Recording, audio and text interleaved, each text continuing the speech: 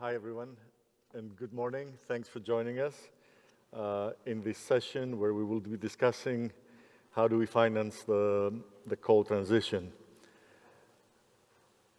So every time I get an occasion, I try to put in a plug about the report that we recently put out. It's called Scaling Up to Phase Down. And in that report, we were estimating that the world needs to retire 2,000 gigawatts of coal power plants from now to 2040 if we're going to get to net zero. And that effectively means that from today, day after day, 1 unit of coal power generation needs to be retired. This is the level of the challenge that we're facing, and this is what we will be discussing today. We also have two guests. I think they're both calling from Washington, D.C., so a very early good morning to both of you. Let me start by presenting them. So we have with us Mandy Rambaros, who is the Vice President for Global Climate Cooperation at the Environmental Defense Fund. And of course, Mandy has worked with our team in the World Bank when she was with ESCOM in the first decommissioning of one of South Africa's coal power plants in Komati. So she has a lot of understanding and insights of what it takes to think about really stopping coal thermal power generation. We also have Abhishek, who is with our climate change group, and he's a lead specialist leading our work in accelerating the coal transition. And here with me in person, we have Lisa DeMarco, who is a senior partner and CEO of Resilient, has over 2 decades of experience with law, regulation, policy, and advocacy relating to energy and climate change. And Vikram Wij is an old friend and colleague from many years ago when we were both at International Finance Corporation. Now he's a senior advisor for climate finance at the Climate Policy Initiative, and he guides aspects of CPI's analytical and advisory work looking at how do we finance the climate transition. So my initial instructions were that I should give to each one of you about 5 to 10 minutes to discuss our subject, which is financing the coal transition, but I thought that it would be easier if we tried to keep this shorter and we jump right into the challenges of what it takes to close down thermal power plants. So let me start with Lisa and hear your perspectives about what is it that the world needs to be doing so that we can really accelerate the coal transition. Let me start with the challenges that we're facing in the transition and just then get to what we're going to need to do in the short term. And in particular, let's not put a fine point on it. We're really talking about asking countries, asking communities, asking energy regulators to strand assets. And to do so at a time when energy affordability is top of mind for many of the most vulnerable people in the world and populations who are struggling to continue to thrive in a global economy that's changing very significantly. So in undertaking that monumentous task, asking communities, countries, regulators to strand power generating assets, there has to be a dynamism that allows for that to happen so that the end use customer isn't the one who pays fully for the entire transition. And that's really the challenge that we're trying to address in the shorter term. And there are 2 ways to address it that, in my view, have to work in complementarity. One is a demand pull, really start addressing how we're asking for and integrating coal-fired power into grids, what the algorithms look like, whether or not they're associated adders in dispatch algorithms as you're going forward, and the supply push. What are we doing in relation to the coal that's available? And one of the things that we've been looking at is how do we address both ends of that equation. And so Vikram and I have regular chats, and I've got a series of clients who are looking at the supply side. And in particular, for economies where coal makes a lot of financial sense, where the affordability is a really palpable issue, how do we pay them to keep the coal in the ground and do so permanently? That's a very good and straightforward way of putting it, Lisa. So, Vikram, how do we deal with the cost of the stranded assets? Is there an intelligent way? I'm not sure. Well, it's got to be intelligent, right? Because it's going to be pretty complicated. In just building on what Lisa said, I think just managing what will, and I'm sure Mandy will talk more extensively about the just element of it. I mean, that whole just transition is between ensuring electricity supply, growth, as we know, in many of the countries where this needs to happen, in a sector that needs to grow, convert from coal to renewables, and ensure that worker community displacement is addressed simultaneously. It's going to be fraught with reputational risk, and it's going to take a lot of capital. I mean, that's sort of clear, right? I mean, those are sort of two aspects. We tried to address this working with the Climate Bonds Initiative, Climate Policy Initiative, of course, and RMI, to set up, we sort of put out guidelines after much consultation with energy policy practitioners, governments, regulators. We put out some guidelines late last year to try and help sort of at least inform how the financing can happen, and with no regard to the actual instrument. It could be capital market instruments, it could be the bonds people are talking about, but it could also be sort of the carbon market, if you will, right? And building on that, I think we've been trying to help. So carbon markets become a potentially important way of effectively providing an incentive to retire these coal plants. Depending on the price, and this is a separate, maybe we can discuss this in a follow-up after everybody else has had a chance to speak. But the point is, if you retire coal plants early, millions of tons of emissions are going to get avoided in a way that's additional, clearly. I mean, we were hearing it in the panel this morning. Hopefully permanent, if you can get rid of the boiler, so to speak, blow up the boiler, in my terminology. But, of course, ensuring that revenue. So if you monetize this and you can use the carbon markets, you need a methodology and an approach that really needs to address all these issues, the issue of just transition, permanence, additionality, leakage, everything that the carbon markets wants, while at the same time ensuring that the revenues are in fact deployed in a way that are, the use of proceeds is going to be very important to those who are going to be sort of setting this up. So leveraging the work that the CIF has supported through IDB, the World Bank, you mentioned the Komati project. You guys are looking at the results-based payment approach there, and sort of bringing all of that in, convening all of them to help this Rockefeller and global GAP, it's the Global Energy Alliance for People and Planet. They are leading on what is hopefully going to be a robust, publicly available methodology to sort of do this, well-informed across that, right? And if we can do this and we can deliver this, and hopefully we're going to convene consultations and try and land this in a way that's acceptable, that becomes a conduit. Now, if the price is $10 to $20 a ton, that goes some way in addressing the capital thing. But most importantly, if it's higher, which I hope it is, but that's for the market to ultimately figure out, what we need to do is to be able to leverage this revenue.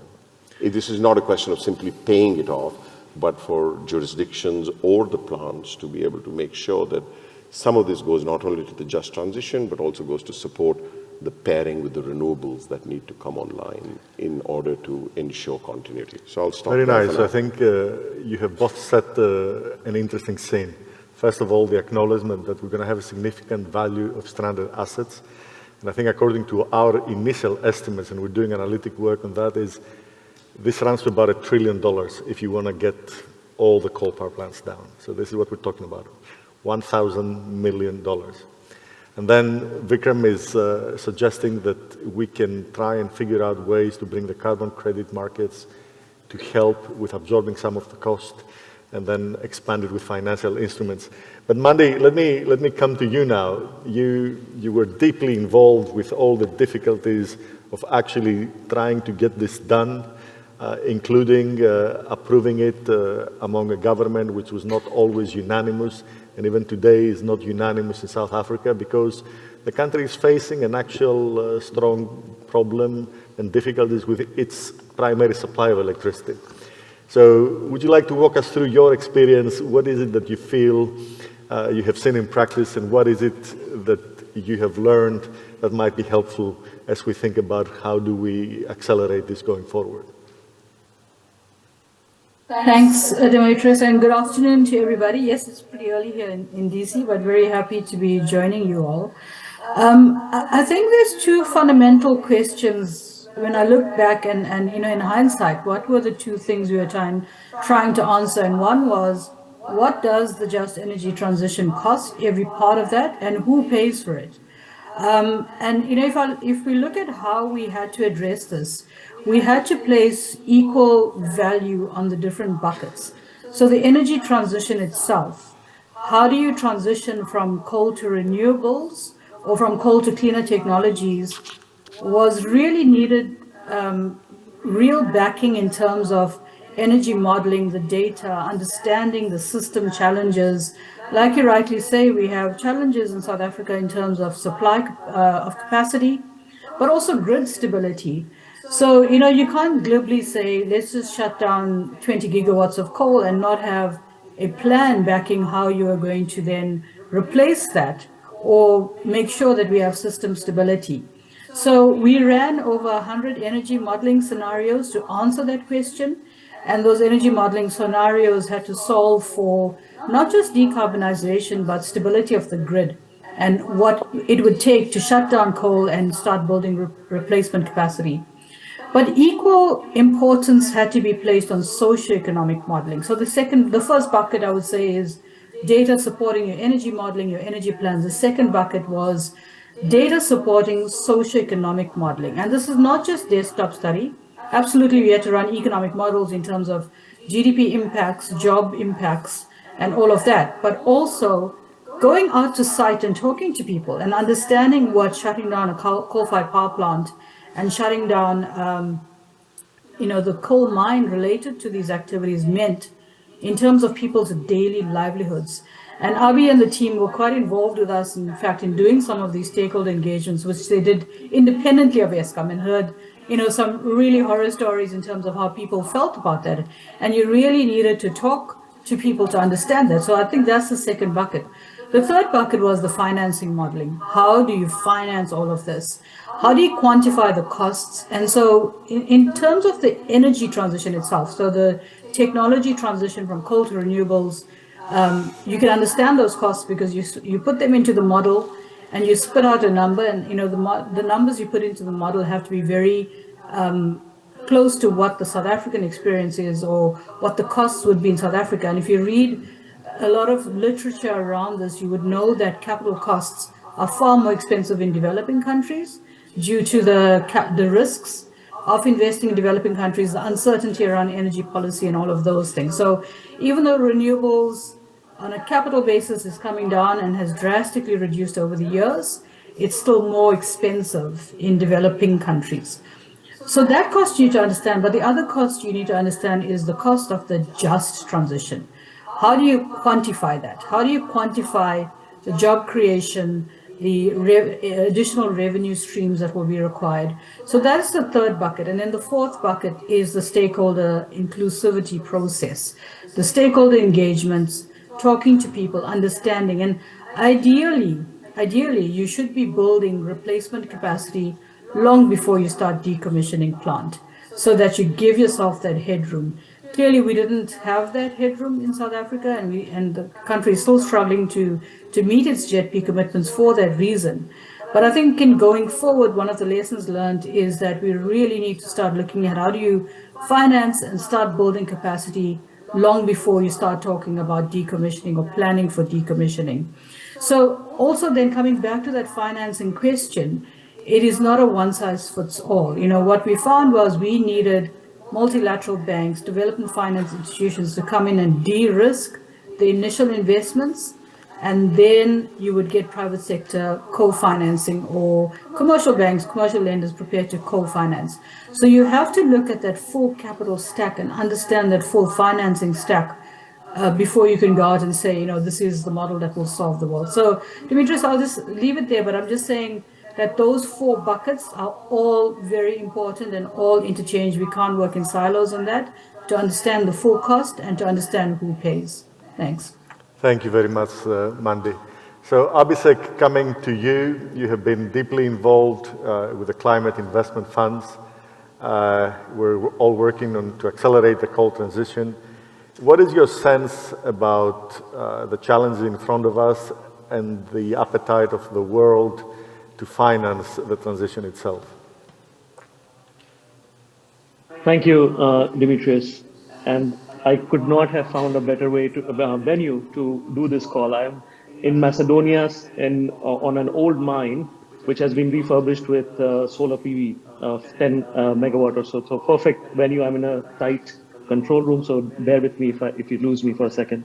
But thank you for the question. What we have seen and what we are seeing right from the design stage all the way now that we are implementing is a couple of points that keep coming up. One is, how do we tackle country-specific considerations? You have issues that each country is uniquely facing, say, for example, energy security.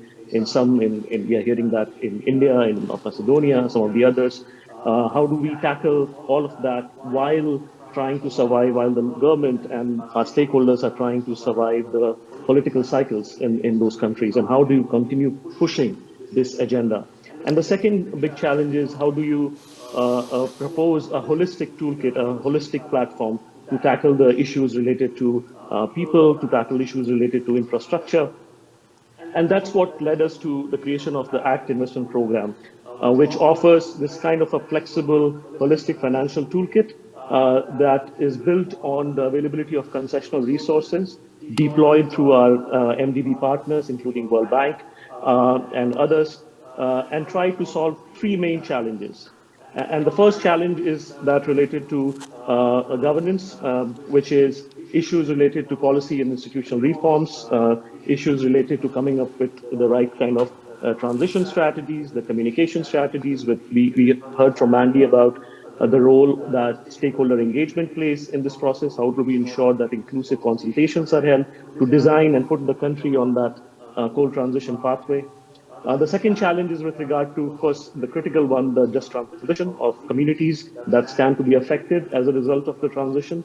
And third is with regard to the stranded asset, the existing coal asset infrastructure that Vikram alluded to.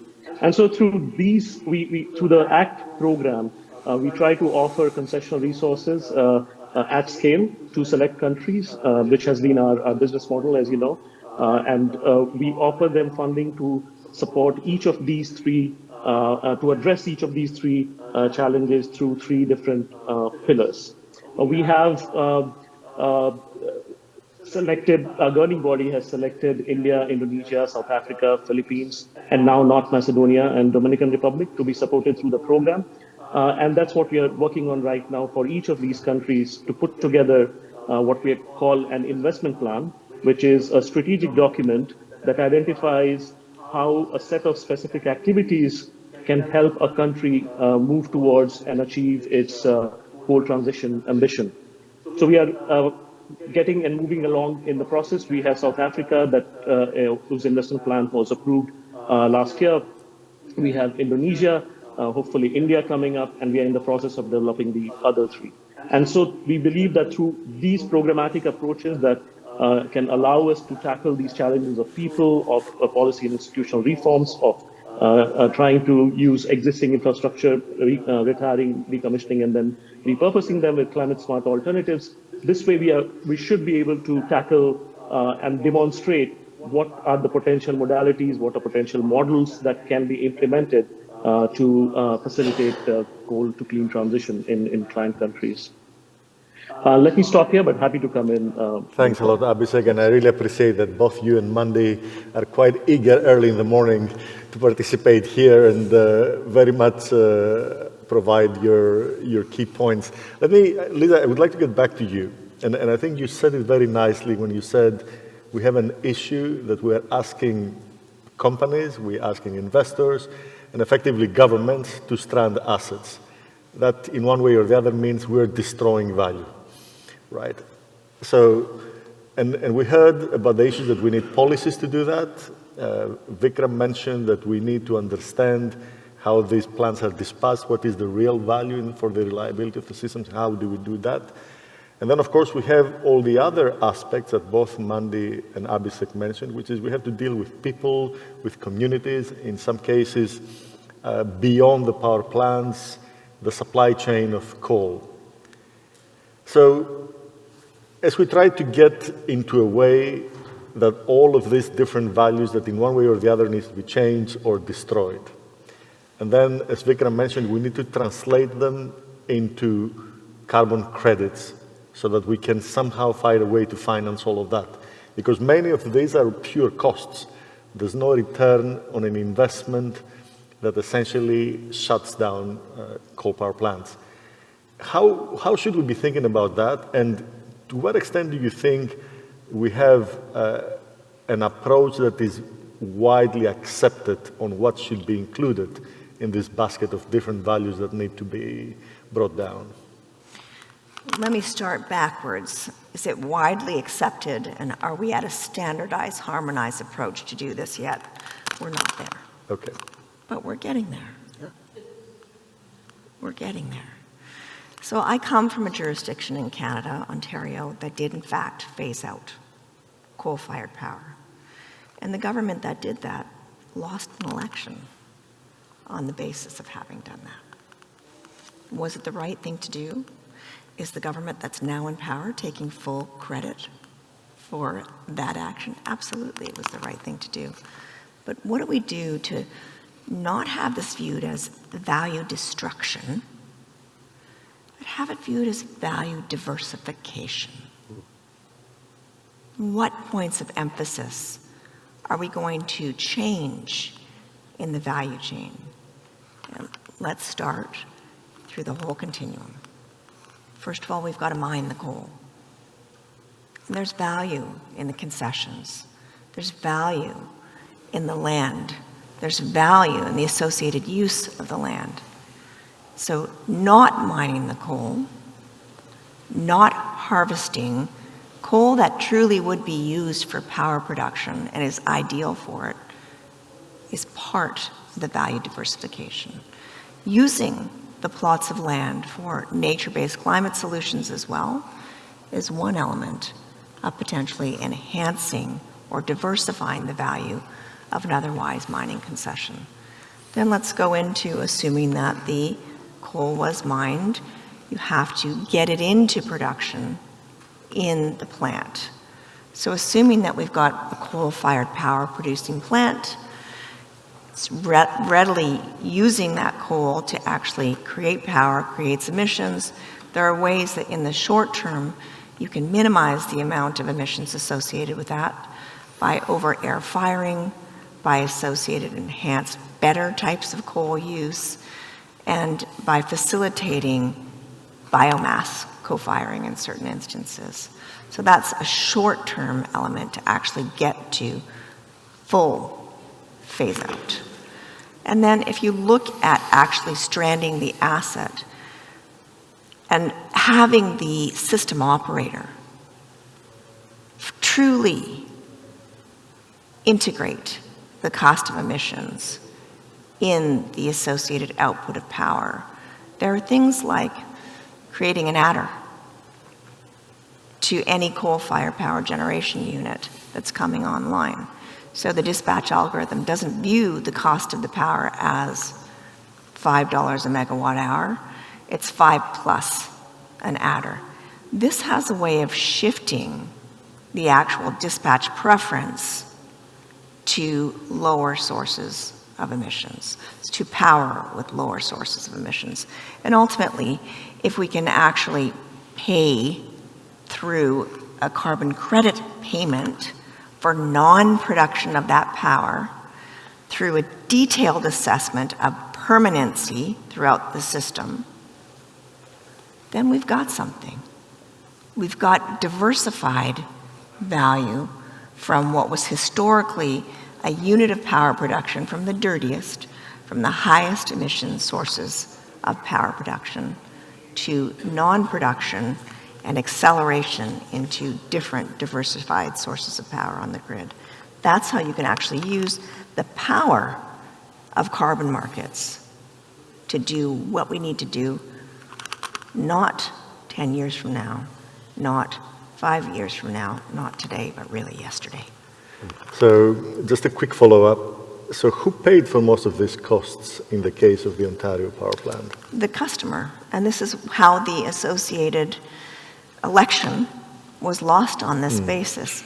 Ultimately, we went through 3 or 4 machinations that, there were accounting mechanisms to transfer the costs from the ratepayer, the power ratepayer, to the taxpayer in the tax base.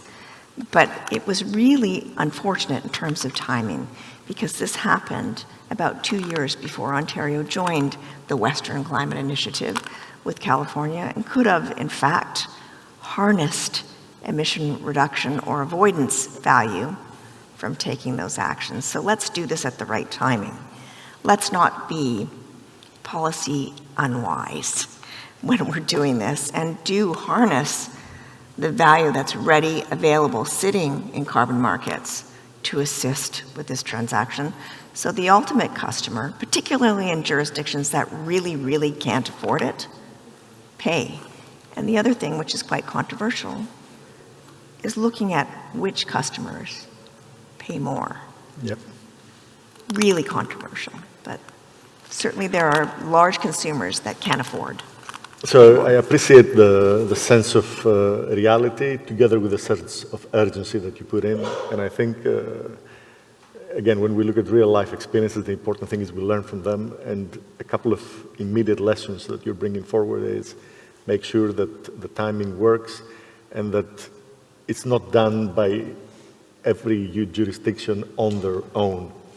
And I think tapping on, as you said, the value that people assign into reducing carbon emissions is important. So Vikram, you exactly put forward that idea, that if indeed there's a carbon price, then we have to find a way to harness payments from that carbon price so that we can pay some of the cost of value diversification, as Lisa mentioned it. What is your sense, and you actually brought forward the idea of pricing, but what is your sense of the appetite of the market, of the buyers, let's say, in the carbon credit markets, to really associate their payments with coal, which sometimes by itself becomes problematic, and their willingness also to pay a bit more when we really are addressing, as you correctly mentioned, the just parts of this transition? What is your sense? I'm going to get to that. But first, I want to express the fact that this hall should have been full for the simple reason that this topic probably brings carbon markets and climate finance together in a way with impact. It's not going to be easy to do this, right? I mean, what you're talking about, the buyers paying this, is just the start. So we are going to have to talk to the buyers. We're going to have to create buyer coalitions, perhaps an advanced market commitment of sorts.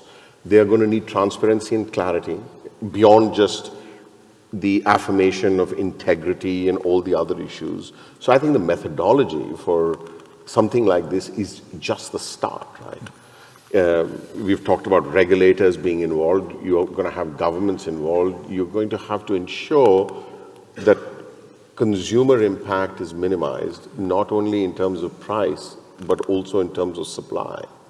And the reason I say there's a climate finance element to it is because the buyers and the early senses, and these are really early days, that there is interest. There are a couple of initiatives out there. So some of that has to be sorted through. I mentioned this accelerated coal transition carbon credit one. Then the US government has the energy transition accelerator that has been announced. And the idea there is that ultimately, hopefully, the buyers will get some clarity and will agree to sort of, they have to get comfort how and where they're going to use it. So there are myriad issues that the carbon market itself needs to solve. But I'd say that is worth doing because of the impact. And then just to sort of enhance what Lisa said about value diversification, the climate finance element comes in purely because there is this opportunity to go to a completely clean source, right? I mean, it's going to have to be renewables with battery storage and more. Let's not even get into green hydrogen here. But the point is that that's where a lot of the value creation is going to happen. But they have to go hand in hand. We can't start, we have to actually start building the alternative before we start retiring coal, with the possible exception like the repurposing of the kind at Komati. But in most cases, you'll have to sequence it in that way so that you minimize effect. So my sense is that between country level sort of sovereign buyers and the private sector, there is a sense of urgency, there is a sense of wanting to pay a higher price, but at the same time, we have to resolve their concerns and issues about dealing with coal. There is a sideways issue of rising emissions in your portfolio if you're going to finance fossil fuels. So we have to help address those issues because there's a different set of regulators worrying about what commercial bank and investor portfolios look like. And that's all, we all just need to do all that simultaneously. And we'll get there. So I wanted to ask you, you mentioned communication, and I think you mentioned the same, Lisa. My sense is that people still are very reluctant to be associated with paying for anything that has to do with coal. Yes. And I'm wondering, are we doing enough to clearly spell out for people that at the end of the day, 40% of the world's global emissions are coal emissions, right? Coal power emissions. And unless we really find a way to monetize them and make sure that we can deal with all these issues, this is not likely to happen. I mean, what is it you feel, before I go to Mandi and Abhishek, I mean, what is it that you feel we should be doing better, and who should be doing in terms of communicating that aspect? It's a great question, and I appear before energy regulators on a regular basis trying to advocate for enhanced customer education. And there's actually been policy work done, polling work done on how customers understand their energy system and how we can educate them to really embrace these aspects. And the truth is, most customers don't read their bills, and what they care about is that the light switch goes on when they flip it. The lights go on when they flip the switch. And it's got to be affordable. Those are the two things. So who are we speaking to, and how are we speaking to them is a really big issue, and there's not a simple answer to that. Starting at the system level, the great controversy is that people should be lining up, really lining up to fund coal phase out, particularly in the jurisdictions that have coal as baseload power. So if you think about how power is used, you've got baseload, you've got mid-merit, and you have peaking resources. Coal as a peaking resource used when power demands are at the very, very highest is not as controversial as coal that's used 24/7 every day of the week. And those are the jurisdictions that have the toughest time trying to phase out those resources without compromising reliability and affordability for the end-use customers. If we really want to do something quickly, and we can, technology's been there, that's the communication we should be having at a global level. That's the communication we should be having at a narrative level, and that's where we should be capturing hearts and minds of people. Very good. Any ideas from your side, Vikram? Yeah. How do we convince the buyers to pay a premium for that? I think how to convince the buyers to pay a premium, I think there is a second order issue in terms of clarity in the carbon markets as to what and how buyers can use these credits, right? This links to the whole debate on science-based targets and beyond value chain mitigation, stuff that we don't need to get in here. But I think there has to be a clarity beyond this just simply integrity of standards and supply. There has to be a lot more clarity on what the buyers can, how and where the buyers can use this. But I think if we can get past some of the stigma associated with financing coal that you said, and if we can create that communication profile that Lisa is talking about, there should be a groundswell in terms of buyers wanting to prioritize this, right? I mean, people are willing to pay a lot for removal credits. Removal credits are way out in the future to come to scale. And something like this could be very powerful in terms of trying to reduce the emission profile. But communication alone is not going to get us there, right? Because we're going to have to build to support that communication that you, the consumer, is going to be able to switch on your light when you flip it. You're going to have to be able to demonstrate that, right? And perhaps we wrap it in the whole issue of improved air quality and all the other attributes that we don't talk about that goes along with removing coal.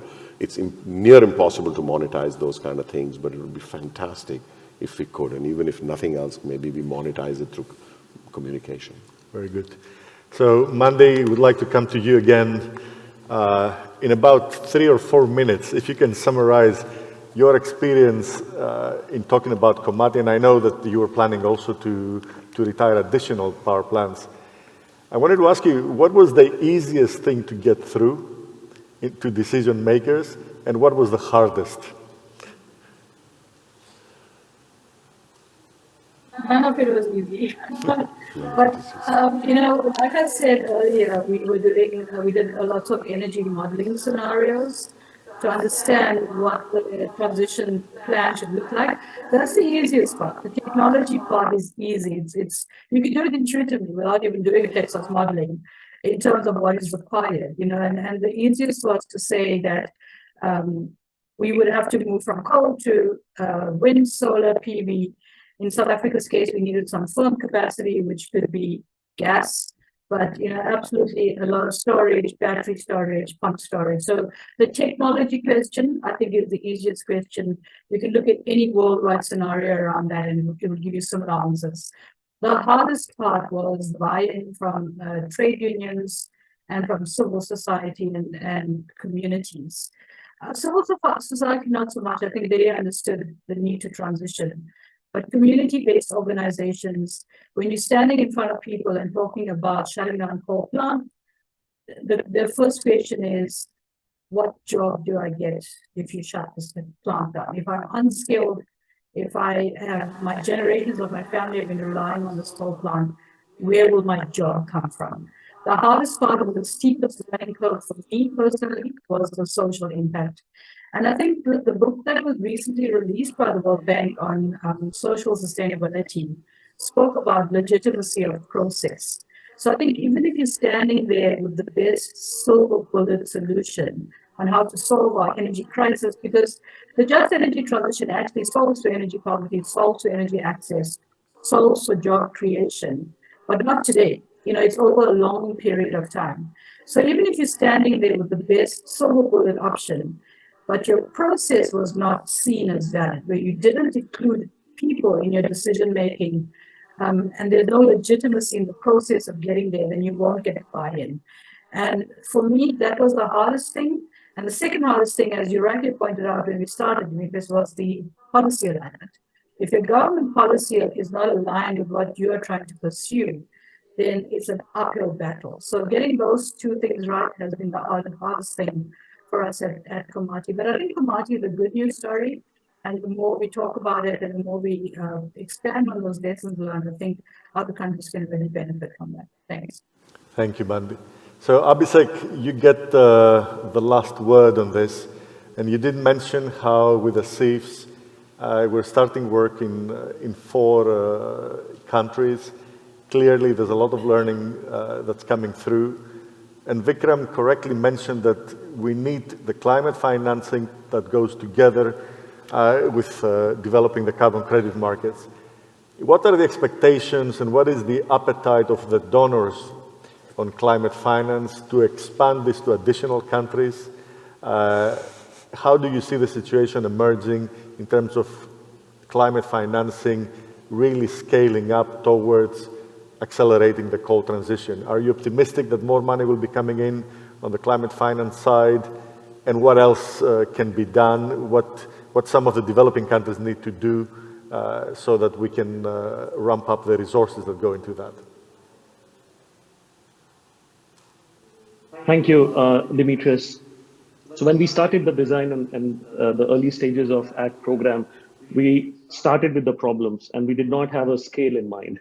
By the time we launched it, we got over $2 billion in confirmation from donors to support this agenda, which recognized the holistic sort of the broad the nature of the problem, that it had to have a scale to address issues related to just transition, to infrastructure, etc., to have an impact. So with that principle, I think we have been able to mobilize resources that can be used, that are being used currently in 6 now. In February, we included North Macedonia and Dominican Republic as 2 additional countries on top of the 4 to see what works. So on a demonstration basis, what works, what are some of the models and modalities that can be used to address these country-specific considerations, to address the just transition efforts and so on. I think where we are right now is we have to make sure with this pot of money that we have, we are able to demonstrate, pilot some of those and deliver lessons. I won't say positive results, but lessons that we can then use to inform the next generation of fundraising, to inform the next generation of arguments to mobilize additional financing. In terms of financing, we know that there's going to be a huge, we are hearing that already, that there's going to be a very significant demand and need for concessional resources. I think that goes without saying how important it is, particularly if we are talking about a focus on just transition, the availability of grant resources and how crucial they can be. So I think from a climate finance perspective, one of the next levels of effort should be on trying to see how we are able to mobilize that additional grant resources that can help specifically with some of the just transition activities in these countries. We are hearing that everywhere in South Africa, in India, and I'm in North Macedonia right now, and here it's the same. How much how much are the grants that are going to be made available? That also talks to the debt ceiling level, that also talks to the debt sustainability issue of the country. So again, it goes back to the point of how everything is integrated, and we need a very sort of well-rounded approach to tackle each of these challenges. Through the ACT program, and this is my final point, through the ACT program, when we talk about just transition, we are not just looking at doing grants or activities such as reskilling, retraining, and so on. But there is a component that focuses on providing capex investments to support climate smart activities in the coal regions in a way to close the loop on creating those diversified economies and creating those alternative income generation opportunities for those who are affected in the community as a result of the transition.